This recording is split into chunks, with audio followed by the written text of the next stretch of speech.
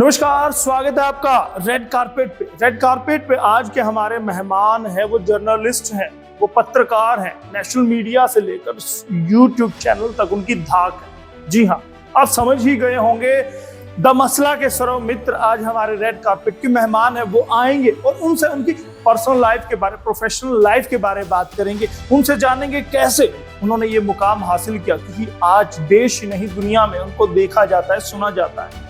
कड़क आवाज से, सीधे अंदाज से, सपाट अंदाज से वो सभी को अपना दीवाना बना लेते हैं। वो आज हमारे मेहमान होंगे। उनसे बात करेंगे कि पत्रकारिता में कैसे आना हुआ। और आपको मैं बता दूं कि रेड कारपेट वो शो है जो सेलिब्रिटीज को आपके सामने लाता है। वो राजनेता हो सकते हैं, वो फिल्म इंडस्ट्री से हो सकते हैं, वो पत्रकार हो सकते हैं, वो सोशल मीडिया इन्फ्लुएंसर हो सकते हैं, वो कोई भी हो सकते हैं जिन्होंने नाम कमाया है, नाम बनाया है। और इसी क्रम में द मसला के सर्व मित्र हमारे साथ होंगे। और आप भी उनसे सवाल अगर जानना चाहते हैं, आप भी उनकी जिंदगी के बारे में अगर जानना चाहते हैं, तो बने रहिए हमारे साथ।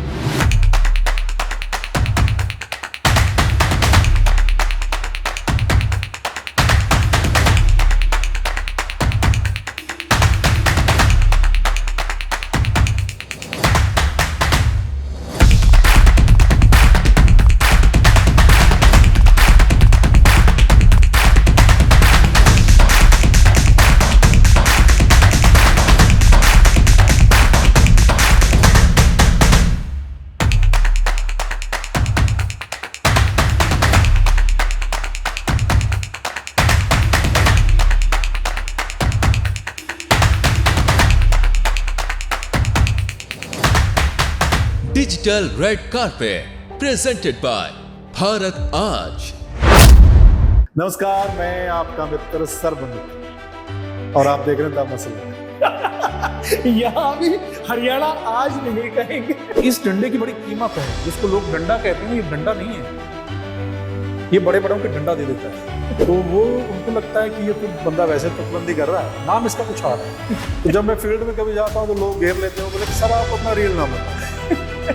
कैमरा फेस करना आसान बात नहीं। बड़े बड़े लोग कैमरे के सामने कांपते हैं, मैंने देखा। बीपी डाउन हो जाता है। स्वस्थ पत्रकारिता करें, और जो स्वस्थ नहीं कर रहा उनको बाइकआउट कर देना चाहिए। उनका इस फील्ड में कोई जगह नहीं। किसी भी एंकर को देखता था ना, मुझे लगता मैं बड़े आराम से करता था, यार ये कोई ज्यादा बड़ी बात नहीं। सर्वमित्र अकेला चला है और अपने दम पे चला है, अपने दम पे करके दिखाया है। जमीन से उठकर अपनी मेहनत के दम पर सोशल मीडिया पर अलग पहचान बनाने वाली शख्सियतों को विश्व स्तरीय पहचान दिलाएगा digital red carpet presented by Bharat आज। सर्वमित्र जी, सबसे पहले तो नाम आपका बड़ा यूनिक है, सबसे अलग है, सबसे प्यारा है। नाम में भी ये लगता है कि कुछ संबोधन, कोई आदर पूर्वक नाम लिया जा रहा है। नाम एक्चुअल में था या बदला गया आपके द्वारा? नहीं, एक्चुअल में ये नाम मेरा है जी।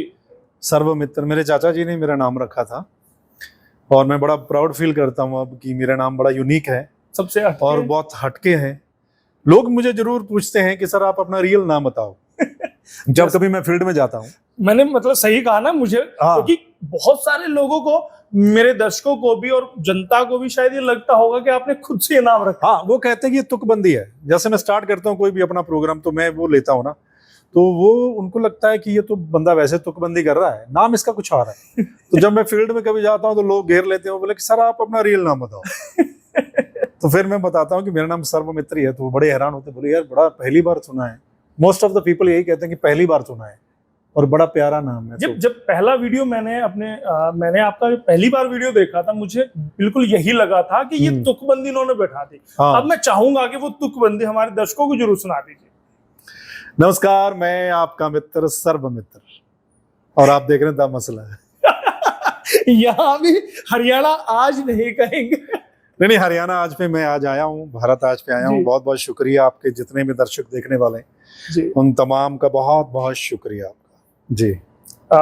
मुझे आपने एक गोहाना में एक रैली हुई थी इनेलो की। हाँ, इनेलो और बसपा की, जहां से बीजेपी टूटी। हाँ, 2019-18 की ये बात है। वहां पे ओम प्रकाश चौटाला को पगड़ी पहनाई जा रही थी बसपा की नीली। उन्होंने मना कर दिया था। वो उन्होंने कहा था कंधे रख दो, सर पे नहीं रखूंगा। तो वही बात सर्वमित्र ने कर दी। नहीं। तो ये कुछ होता है कि अपने अपने प्रोडक्ट को, अपनी कंपनी को, अपने संस्थान को सर्वोपरि रखा जाता है? नहीं, ऐसा कुछ भी नहीं जी। मुझे लगता है संस्थान, कोई भी संस्थान माड़ा नहीं है या कमजोर नहीं है। संस्थान में काम करने वाली टीम कौन सी है इस पर डिपेंड करता है जी। टीम के बलबूते और टीम वर्क से ही कोई भी संस्थान आगे बढ़ता है। और संस्थान सारे अच्छे होते हैं अपने हिसाब से, जो भी सभी मेहनत करते हैं, सभी मेहनत करते हैं, सभी लोकतंत्र का चौथा स्तंभ की भूमिका निभाते हैं। यस। मैं अगर आपके एक फैन के तौर पर मैं बात करूं तो मैं खुद जानना चाहता था कि सर्वमित्र कहाँ से शुरू हुए थे, कैसे वो मीडिया में आए, कैसे वो जर्नलिस्ट बने, वो जर्नी क्या थी, वो कहानी क्या है? मैं 2010 में मीडिया में आया था जी। उससे पहले मैं न्यूज़ चैनल काफ़ी देखता था, क्योंकि ग्रेजुएशन में पॉलिटिकल साइंस थी और उससे पहले मैंने मास्टर डिग्री हिस्ट्री से की जी। तो मैं टीवी बहुत देखता था और खासकर न्यूज़ चैनल मुझे अच्छे लगते थे, है ना। और मैं प्रोग्राम्स देखता था तो मुझे लगता था कि यार ये मैं कर सकता हूँ, मैं बड़ा इजीली कर सकता हूँ। किसी भी एंकर को देखता था ना, मुझे लगता मैं बड़े आराम से कर सकता हूँ। यार ये कुछ ज़्यादा बड़ी बात नहीं है ना, कि नॉलेज होनी चाहिए बंदे को और बोलने का तरीका होना चाहिए, तो आप ये काम कर सकते हैं जी। तो मैं फिर मैंने पता किया यार इस फील्ड में आने का मतलब क्या होता है जी। क्या कोई पढ़ाई है या क्या सिस्टम। तो हमारे एक सीनियर जर्नलिस्ट हुआ करते थे उस समय हमारे शहर में, तो मैं उनसे मिला, मैंने कहा जी मुझे भी इस फील्ड में आना है ना। वो बोले कि आपको मास कम्युनिकेशन करना पड़ेगा जी, पढ़ाई करनी पड़ेगी। तो मैंने कहा अच्छा वो कैसे, कहाँ कैसे होती है? तो उन्होंने बताया कि आप हमारे जैसे कुरुक्षेत्र यूनिवर्सिटी है तो आप वहाँ से मास कम्युनिकेशन कर लीजिए जी और वो आ जाएंगे। तो फिर मैंने एमए हिस्ट्री के बाद मैंने मास कम्युनिकेशन किया कुरुक्षेत्र से जी, और फिर मैं इस तरफ आया तो चैनल्स में दिल्ली में मेरी शुरुआत हुई उस समय। और परमात्मा की कृपा से कॉन्फिडेंस इतना था कि जिस दिन मैंने ये ऑडिशन दिया पहले दिन, और उससे पहले मुझे कोई ज़्यादा एक्सपीरियंस नहीं था, बिल्कुल भी एक्सपीरियंस नहीं था कि मैं कैमरा इतना फेस करूँगा ना, कि ऑडिशन वाले दिन ही मेरा फर्स्ट एंकर हो गया था जी। और ऑडिशन के तुरंत बाद मुझे कह दिया गया था कि इसको मेकअप रूम में ले जाओ, इसको कोट पहनाओ और स्टूडियो में ले जाओ जी। तो अब देखिए कि ऑडिशन वाले दिन ही मैंने एंकर किया और मुझे नहीं पता था स्टूडियो कैसे होता है, पीसीआर कैसे होता है। तो मैं जब बैठा, मेरे सामने टीपी लगी हुई थी, सारा कुछ, तो उन्होंने बताया कि ऐसे ऐसे करना है ना जी। तो मैं समझ गया। तो मैंने सोचिए कि एक टेक में मैंने सब कुछ सही कर दिया। वो पीसीआर वाले भी निकल कर आए, वो मुझे बोले, बड़े खुश हुए, बोले कि यार लगता नहीं आप पहली बार मतलब हाँ, लग रहे हैं आप तो। बोले कि आपकी आवाज बहुत बढ़िया है, कि हमने बहुत समय बाद ऐसी आवाज सुनी है। मेरे अंदर कॉन्फिडेंस आ गया और तो हौसले बुलंद हुए। तो उसके बाद मैं रुका नहीं, फिर आप लगे रहे। उसके बाद तो मैं आगे बढ़ा। चलिए दामसला पर फिर आऊंगा, वहां की जर्नी वहां तक रही। आपने कहा कि आपको एक दर्शक के तौर पर देखने पे लगा कि मैं ये कर सकता हूँ। आज जब एक स्थापित एंकर है तो क्या आज भी उतना ही आसान लगता है एंकरिंग? बहुत आसान है, बहुत आसान, बहुत सभी के लिए, मित्र के लिए। हाँ बहुत, नहीं बहुत आसान है जी। अगर आप बहुत अप टू डेट रहते हैं, मतलब करंट अफेयर्स पे आपकी पकड़ है, अप टू डेट रहते हैं, नॉलेज आपकी है जी। क्योंकि हमारा जो फील्ड है ये मोस्टली क्या होता है कि पॉलिटिक्स से रिलेटेड बहुत ज्यादा रहता है जी, और लोग ज्यादातर पॉलिटिक्स ही देखना चाहते हैं। तो पॉलिटिक्स को लेकर अगर आप अप टू डेट हैं, मतलब आपको हर चीज का पता है, जिस भी दायरे की आप पत्रकारिता कर रहे हैं जी, अगर आप स्टेट की कर रहे हैं, अगर आप नेशनल की कर रहे हैं, तो अगर आप अप टू डेट हैं उसके बारे में तो आप कर सकते हैं। मुझे लगता है कि आप कर सकते हैं। कॉन्फिडेंस का कितना महत्व होता है? कॉन्फिडेंस तो बहुत जरूरी है किसी भी फील्ड में। अगर आप कुछ भी कर रहे हैं जी, तो सेल्फ कॉन्फिडेंस बहुत जरूरी है, उसके बिना आप कुछ भी काम नहीं कर पाएंगे। कैमरा फेस करना आसान बात नहीं है। बड़े बड़े लोग कैमरे के सामने कांपते हैं, मैंने देखा है। बीपी डाउन हो जाता है। मैं कहता हूँ कि जबान लड़खड़ा जाती है। मैं कहता हूँ फंबल मारते हैं, वो कुछ बोल नहीं पाते हैं। अक्सर होता है किसी का इंटरव्यू, ये मैं कहता हूँ मैंने भी नोटिस, बड़े बड़े लोगों का मैंने इंटरव्यू किया है, माइक हटाना पड़ता है उनसे। हाँ मतलब, तो वो बेचारे ना ऐसे मैंने कांपते हुए देखे हैं सच में। और ये उनका हाल है जो बड़े बड़े नेता है। हाँ, बड़े बड़े नेता हैं, बड़े नेताओं का पहलवान है, खिलाड़ी है, जिनका अपना नाम है और गवर्नमेंट रुतबा है, घबरा जाते हैं। हाँ, तो मतलब वो लड़खड़ाते हैं। इसलिए कैमरा फेस करना हर किसी के बस की बात नहीं है। अगर आप कैमरा फेस कर सकते हैं, कॉन्फिडेंस है, तो आप कर सकते हैं। लेकिन सौमित्र ने कर दिखाया। हाँ, मैंने कर दिखाया। उसकी वजह मैं गिनवाता हूँ। एक वजह हो सकती है कि 6 फुट 1 इंच का आपका कद था, गोरा चेहरा था, गोरा रंग था, प्यारी सी स्माइल आपकी थी। तो क्या ये सब चीजें भी आपका कॉन्फिडेंस बढ़ाने में लाभदायक सिद्ध हुई? बहुत। मैं स्कूल टाइम से ही ना स्टेज पे जैसे भाषण देना मेरा था, मैं भाषण देता था, मैं गाता था, मैं भंगड़ा डालता था, कॉलेज में भंगड़ा टीम में था, मैं कॉलेज में लेक्चर दिया करता था मैं, है ना। तो ये मेरे अंदर था कहीं ना कहीं पहले बिल्ड हो चुका। हाँ, मैं मेरे अंदर था। तो मुझे तो एक प्लेटफॉर्म चाहिए था बस। जी। प्लेटफॉर्म की जरूरत थी, प्लेटफॉर्म मुझे मिला। और दिल्ली में खासकर जब देश की राजधानी में आपको प्लेटफॉर्म मिलता है, दिल्ली में मैंने as a anchor career start किया। उसके बाद मैंने पत्रकार मतलब फील्ड में मेरा था कि मैं रिपोर्टिंग भी करूंगा। मेरा शौक था रिपोर्टिंग, फील्ड की रिपोर्टिंग। फील्ड का भी आप चाहते? तो मैंने फील्ड की रिपोर्टिंग शुरू की। और सबसे बढ़िया आप देखिए कि रिपोर्टिंग शुरू के तुरंत बाद देश का जो सबसे बड़ा आंदोलन हम कहते हैं अन्ना आंदोलन की कवरेज करने का मुझे मौका मिला जी। वहां से मैंने बहुत कुछ सीखा। नेशनल मीडिया से बहुत सारे दोस्तों के साथ यारी दोस्ती हो गई, सभी को देखा मैंने बड़े नजदीक से, क्या आंदोलन होता है, पत्रकारिता कैसी होती है, दिल्ली वाले क्या करते हैं, सब कुछ मैंने बड़ा क्लोज से देखा। सो वहां से मेरा बड़ा कॉन्फिडेंस बिल्ड हुआ और फिर आगे आगे तो मैं बढ़ता गया। और उसके बाद तो फील्ड की रिपोर्टिंग भी बात की है और स्टूडियो की बात की है। आपने जो बात कही कि बहुत आसान है, इजी है करना, कॉन्फिडेंस अगर हो, थोड़ी बहुत नॉलेज अगर हो तो आप एंकर बन सकते हो। मुझे लगता है आपकी स्टेटमेंट के बाद बाढ़ आने वाली है यूट्यूबरों की, पत्रकारों की। मैं चाहता हूं अच्छे लोग आए इस फील्ड में। हर फील्ड में कुछ अच्छे लोग हैं और कुछ गलत भी हैं, हर फील्ड का ये हाल है। जी। और पत्रकारिता में भी बहुत सारे ऐसे लोग आ गए हैं जिनको काखा गा का पता नहीं है जी। उन्होंने पढ़ाई नहीं की है, उनको ये नहीं पता कि हमने क्या बोलना है, क्या कैसे प्रेजेंट करना है, मतलब उनको नहीं पता, जिसकी वजह से पूरी मीडिया की बदनामी भी होती है। कई बार मैं आपको सही बता, किरकिरी होती है। आप कहते हैं कि लोग कई बार अरे हर कोई डंडा उठाए घूम रहा है, तो हर कोई जब आती है ना बात कि हर कोई डंडा उठाए घूम रहा है, तो इस डंडे की बड़ी कीमत है। जिसको लोग डंडा कहते हैं ना, ये डंडा नहीं है, ये बड़े बड़ों के डंडा दे देता है। ये जो हम माइक पकड़ते हैं जी फील्ड में, तो इसकी बड़ी कीमत है, इसको हर कोई नहीं पकड़ सकता। जी। इसको पकड़ने के लिए भी आपको भाई आपके अंदर दम होना चाहिए, पढ़ाई करके आइए, आपको ज्ञान होना चाहिए। ये नहीं कि आप किसी के आगे बोल के कुछ भी बोल दें। मैंने बहुत सारे लोगों को देखा है कि आजकल जो नए नए पत्रकारिता में आ गए, वो लोगों के घरों में घुसने लगे हैं, लोगों के बेडरूम तक जाने लगे हैं, पर्सनली उनका करने लग रहे हैं कि अगर कोई घर नहीं टूट रहा तो वो तोड़वा देंगे। चीजों को वो सोशल मीडिया पर लेकर, that is not a journalism.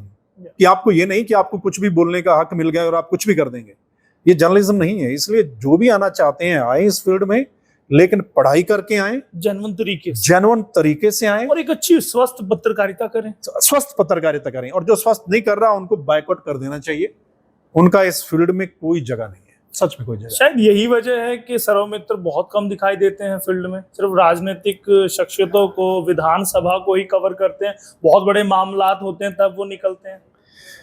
मैं कंचन जी भेड़ चाल में कभी नहीं पड़ता जी। मैं अकेला चला हूं। मैं इस फील्ड में जब आया था ना, तो मैं अकेला ही चला हूं। आपको पता है हर न्यूज चैनल में पॉलिटिक्स होती है ना। 2-3 गुट बन जाते हैं न्यूज चैनल में, जो बड़ा न्यूज चैनल होता है जी। उसमें बहुत सारे लोग आपकी टांग खींचने वाले भी होते हैं। जब आपको प्लेटफॉर्म मिलता है, आपको कोई प्राइम टाइम मिलता है, आपको कोई बड़े इंटरव्यूज मिलते हैं, तो बहुत सारे लोग को अच्छा भी नहीं लगता। तो मैंने वो सारी चीजें फेस की हुई है, पॉलिटिक्स फेस की हुई है, लेकिन मैं चला अकेला हूं। मैं कभी किसी टीम का हिस्सा नहीं रहा जी। सौमित्र अकेला चला है और अपने दम पे चला है, अपने दम पे करके दिखाया है, ठीक है। इसलिए मैं जो कोई दूसरा कर रहा है मैं वो नहीं करता।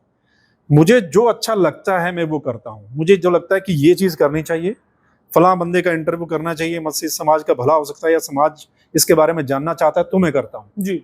या कोई और बड़ी पर्सनैलिटी है तो मैं करता हूं। मतलब आपको लगता है कि अर्थपरक है तभी उसको दिखाया जाए? बिल्कुल। मेरे पास बेवजह चीजें ना दिखाई जाए। मुझे इतने लोगों के फोन आते हैं, नेताओं के तो बहुत सारे आते हैं कि हमारा आपके चैनल पे 10 मिनट दे दीजिए, हमारा इंटरव्यू कर लीजिए।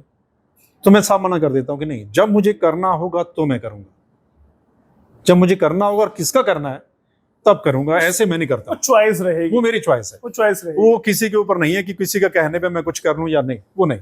मैं अपने हिसाब से करूंगा, थोड़ा करता हूँ, तब दिखाया जाएगा, सामने वाला कहे तब नहीं। थोड़ा करता हूँ लेकिन करता टिका के हूँ। चलिए, बात अगर निकली है बहुत दूर तक जाएगी, ऐसा कुछ वो शेरो शायरी भी है। थोड़ा सा मेरा हाथ तंग है शेरो शायरी में।